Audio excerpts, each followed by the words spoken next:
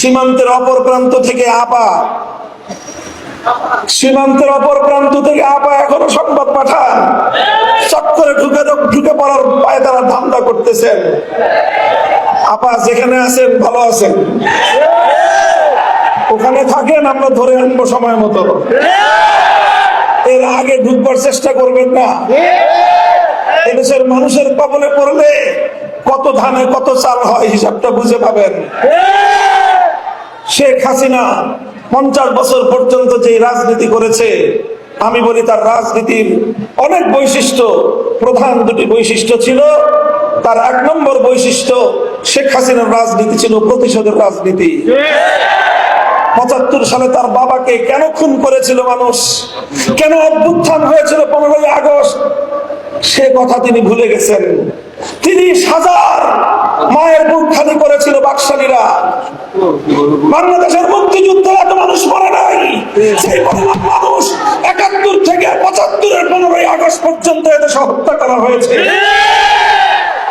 সেই মানুষের জন্য কোনো মায়া নাই, কোনো চোখের অশ্রু নাই, সব চোখের অশ্রু শুধু 15ই আগস্টের জন্য। এই বৈষম্য ভালো না। যে সকল মানুষ নিরীহ নিরপরাধ নারী শিশু 15ই আগস্টে নিহত হয়েছেন, তাদের জন্য আমরা সমবেদনা প্রকাশ করি। কিন্তু শুধু নিহত তারাই হন নাই, তাদের রক্তের যেমন দাম আছে, ওই 30,000 মায়ের চোখের অশ্রুর কোনো মূল্য নাই। যাদের সন্তানদেরকে, তরতাজা তাগড়া তাগড়া যুবকদেরকে তুলে নিয়ে গিয়ে আপনার বাবা হত্যা করেছিল, সিরাজ শিকদারদের জীবনের কোনো মূল্য ছিল না।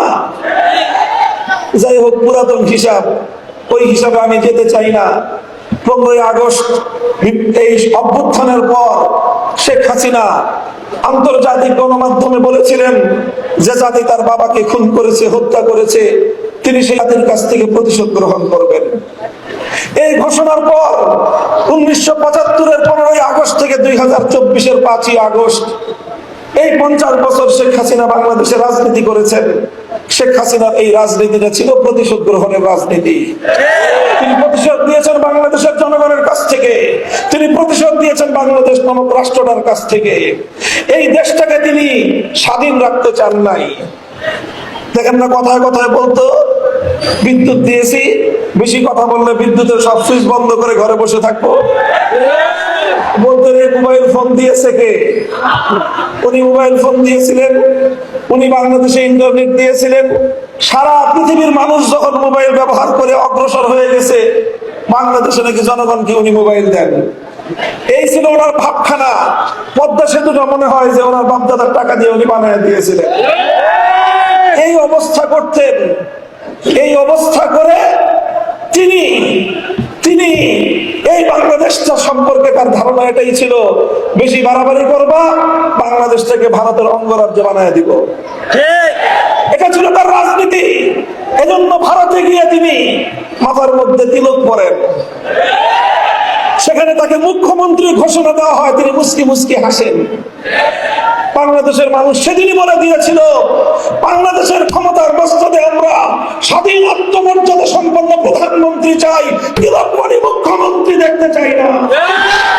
বিভাজনের রাজনীতি 2024 সালের ছাত্র জনতার অভ্যুত্থানের মাধ্যমে তার বিভাজনের রাজনীতি পরাজিত হয়ে বাংলাদেশের মানুষের মধ্যে অভূতপূর্ব ঐক্য সূচিত হয়েছিল। এই ঐক্যই ছিল বাংলাদেশের আগস্ট বিপ্লবের শক্তি। এই ঐক্যের মাধ্যমে এদেশের মানুষ ফ্যাসিবাদকে পরাজিত করতে সক্ষম হয়েছে।